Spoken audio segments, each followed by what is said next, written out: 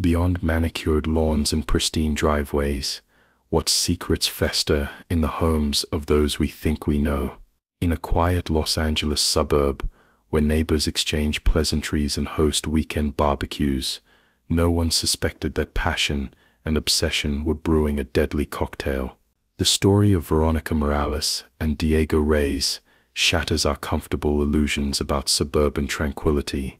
One afternoon, this 43-year-old housewife locked eyes with her 22-year-old neighbor, igniting a chain of events that would end with blood staining the carpet of a home that once housed family dinners and holiday gatherings. Have you ever wondered what truly happens behind closed doors in your neighborhood? That couple with the perfect lawn and matching sweaters at community events, could they be harboring dangerous desires? The family that always arrives precisely on time to school functions, what tensions strain their smiles when no one is watching? This is not merely a story about infidelity. It is about the human capacity for self-deception, about the dangerous territory where loneliness meets desire, where midlife emptiness collides with youthful obsession. What transforms a respectable mother of two into a woman willing to risk everything for forbidden passion? How does attraction evolve into possession, and possession into violence? And when the facade finally crumbles, who truly bears the guilt for the destruction left behind? If you find yourself captivated by the psychology of hidden lives, subscribe now to explore more cases that reveal the shadow beneath suburban perfection. Veronica Morales moved through life with practiced precision. At 43, she had mastered the art of suburban perfection, hosting neighborhood gatherings with flawless appetizer spreads, maintaining an immaculate home, and attending every school function for her two teenage children with unwavering dedication. Her husband Antonio, a respected contractor whose gentle demeanor made him well-liked throughout the community, completed the picture of domestic harmony their neighbors admired from afar. Yet beneath this carefully constructed exterior lived a woman slowly suffocating. The routines that once brought Veronica comfort had become chains. Each morning blended into the next. Wake up, prepare breakfast, clean, shop, prepare dinner, sleep, repeat. The passionate young woman who once dreamed of traveling the world and pursuing art now existed only in faded photographs and distant memories. I feel like I disappeared, she confided to her sister during a rare moment of honesty. I see myself in the mirror, but I cannot recognize who I have become. 3 houses down on Valencia Avenue lived the Reyes family. Their son Diego had recently returned home after dropping out of college, a fact that generated considerable whispers during weekend block parties. At 22, Diego carried himself with an intensity unusual for their serene neighborhood. Dark eyes that seemed to observe rather than participate, a quiet confidence that drew attention without seeking it. Their first meaningful exchange occurred during the community's annual summer picnic. While other young adults clustered around the volleyball nets, Diego stood apart, watching the crowd with detached interest. Veronica noticed him near the rose garden, alone with his thoughts. "They are not what they seem," Diego said when she approached, nodding toward their chattering neighbors. "What do you mean?" Veronica asked, surprised by his directness. "Everyone wearing masks, pretending. You see it too, I can tell." That moment of unexpected honesty created a crack in Veronica's carefully maintained facade. Someone had seen through her performance, recognized the longing beneath her smile. The simple acknowledgement awakened something dormant inside her, a reminder that she was still visible, still capable of being truly seen. The contrast between them was stark. Veronica with her carefully scheduled life, Diego with his raw, unfiltered existence. She embodied restraint, he personified impulse. She represented order, he chaos. She had forgotten how to feel, he felt everything with dangerous intensity. If you have ever experienced the powerful pull of someone who seems to understand the parts of yourself you keep hidden, you know how quickly such connections can become addictive. Subscribe to explore more cases where seemingly innocent beginnings lead to devastating consequences. What began as occasional conversations transformed with alarming speed. Chance encounters at the local coffee shop became deliberate meetings. Text messages, initially sparse and cautious, soon flowed freely at all hours. Within 6 weeks, Veronica and Diego had crafted an intricate choreography of secret rendezvous,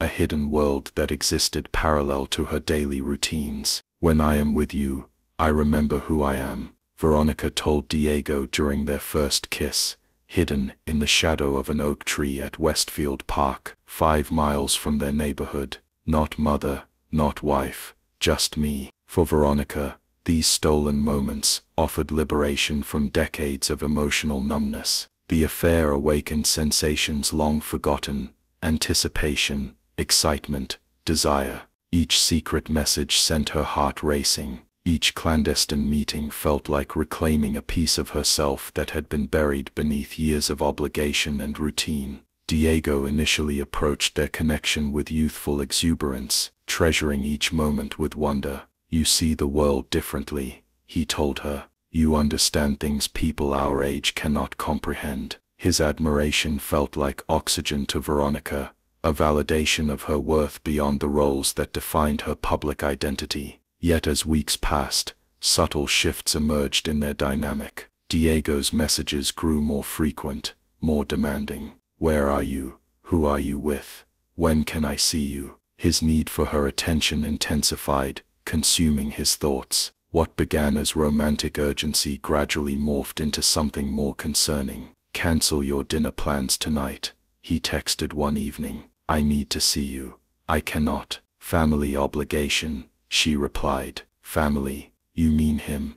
Came the immediate response. Does he make you feel alive like I do? Small disagreements escalated into jealous accusations. Diego began appearing unexpectedly near her regular destinations: the grocery store, the gym, her children's school. His eyes tracked her movements with possessive intensity. Meanwhile, Antonio noticed subtle changes in his wife's behavior. Phone calls that ended abruptly when he entered the room. Unexplained absences, a growing emotional distance that manifested in avoided gazes and hesitant responses to simple questions. Is everything okay? Antonio asked one evening, reaching for her hand across the dinner table. Of course, Veronica answered too quickly, withdrawing her hand to adjust her napkin. Just tired. But Antonio recognized the hollow note in her voice. After 20 years of marriage, he understood the difference between simple fatigue and deliberate withdrawal. Something had changed. Someone had changed her. The affair that once felt like freedom became increasingly complex. Veronica found herself caught between Diego's escalating demands and Antonio's growing suspicion. The double life that initially offered escape now required constant vigilance. Constant lies, constant fear of discovery. Have you ever noticed how quickly freedom can become another form of prison? Like this video if you have experienced how relationships can transform from liberation to confinement. On Thursday evening, Antonio returned home earlier than usual. The house stood quiet, too quiet. He placed his keys on the entry table and called out for Veronica. No response. Then he heard it. Hushed voices coming from their bedroom upstairs. I cannot keep living like this. Veronica's voice, tense and strained. You would not have to if you just told him the truth. Diego's voice replied. Antonio froze. The world seemed to tilt beneath his feet. His suspicions, previously formless shadows, suddenly crystallized into devastating clarity. He climbed the stairs slowly, each step heavy with dread. When he pushed open the bedroom door, Veronica stood near the window, arms wrapped protectively around herself. Diego sat on the edge of the bed, their bed, with casual familiarity that sent rage coursing through Antonio's veins. How long? Antonio asked, his voice barely above a whisper. Veronica flinched as if struck. Antonio, I can explain. How long? Each word landed like a stone. 4 months. Diego answered, rising to his feet. She was going to tell you tonight. Get out of my house, Antonio said, pointing toward the door. I am not leaving her with you. Diego stepped forward, positioning himself between Veronica and Antonio. She does not love you anymore. She loves me. Diego, stop, Veronica pleaded. This is not what we discussed. The tension in the room thickened. Antonio turned to Veronica, hurt transforming into anger. 4 months of lies, 4 months of betrayal. With him, he is younger than our son, because he sees me. Veronica cried out, because with him I am not just a ghost drifting through rooms, keeping everything perfect while slowly disappearing. Antonio stepped toward her. 20 years together, and you throw it away for this child. Diego lunged forward, shoving Antonio backward. Do not speak to her like that. She is leaving with me tonight. No, Veronica interjected. Nobody is leaving tonight. We need to talk calmly. There is nothing to discuss, Antonio said, his voice breaking. How could you bring him into our home, our bedroom? The argument escalated, voices rising. When Antonio grabbed Veronica's arm, Diego reacted with explosive violence. He seized a heavy glass sculpture from the nightstand, an anniversary gift, and swung it in blind rage. The impact sent Antonio crashing to the floor, blood pooling beneath his head. Silence descended, terrible and complete. What have you done? Veronica whispered, dropping to her knees beside her husband. Antonio, no response. His eyes remained open, fixed and unseeing. Diego stood frozen, the bloodied sculpture still clutched in his hand. He was hurting you. I was protecting you. He was not hurting me. Call 911. Call them now. But it was too late. The neighbors, hearing the commotion, had already dialed emergency services. Within minutes, police sirens wailed in the distance, growing louder as they approached the once peaceful home. Red and blue lights splashed across manicured lawns. Neighbors emerged from their homes in robes and slippers, watching in disbelief as police officers swarmed the Morales residence. Inside, Veronica sat on the floor beside her husband's body, her pristine white blouse, now stained crimson, while Diego was placed in handcuffs, his face blank with shock. The perfect suburban life had shattered beyond repair, and everyone was watching. Leave a comment below if you think Diego's claim of protection was genuine, or merely a justification for his jealous rage. The investigation proceeded with methodical precision. Crime scene technicians documented the bedroom where Antonio Morales lost his life, photographing blood patterns, collecting DNA samples, and cataloging fingerprints. The murder weapon itself provided damning evidence. The glass sculpture bore Diego's prints and microscopic traces of his skin cells, where his grip had tightened during impact. Detective Elena Rodriguez led the homicide investigation. The physical evidence told a clear story. She would later testify. There was no sign of forced entry, indicating the suspect was an invited guest. Multiple fingerprints throughout the home suggested regular visits over an extended period. Digital evidence proved equally incriminating. Forensic specialists recovered over 700 text messages between Veronica and Diego. Their exchanges documented the affair's progression from mutual fascination to obsessive attachment. I cannot stop thinking about you, Diego had written 3 days before the murder. The thought of you with him makes me crazy. We belong together.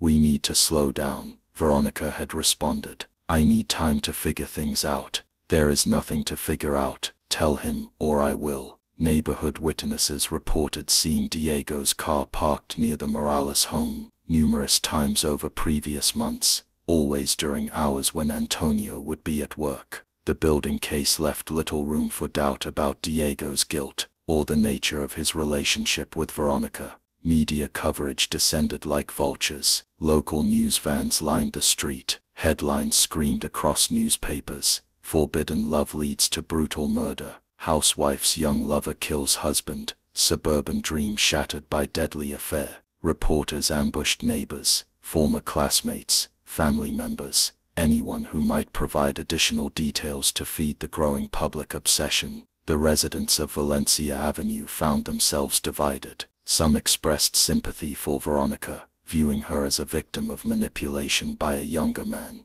Others condemned her as equally culpable in her husband's death. She brought danger into their home. One neighbor told reporters, she chose excitement over responsibility, and Antonio paid the ultimate price. The trial began 6 months later. The courthouse steps became a daily spectacle as protesters gathered with competing signs, some demanding justice for Antonio, others calling for leniency for Diego, arguing crime of passion. Inside the courtroom, prosecutor James Whitfield presented a methodical case. This was not a spontaneous act, he told the jury during opening statements. Diego Reyes entered that home with the intention of persuading Veronica Morales to leave her husband. When confronted, he chose violence over retreat. The defense attempted to portray Diego as emotionally immature, overwhelmed by the intensity of his feelings. My client acted in what he believed was defense of a woman he loved, defense attorney Margot Chen argued. This tragic outcome was never his intention. Veronica's testimony proved pivotal. For 3 grueling hours she recounted the affair's progression and the fatal confrontation, her voice barely audible at times. "I never wanted anyone to get hurt," she repeated throughout cross-examination. "I just wanted to feel something again." Throughout the proceedings, she sat alone. Former friends avoided eye contact in courthouse hallways. Her children, now living with Antonio's parents, refused to attend. The community that once embraced her now viewed her with a mixture of fascination and disgust. The woman whose midlife crisis ended in bloodshed. After 8 days of testimony and 14 hours of deliberation, the jury returned their verdict guilty of second-degree murder.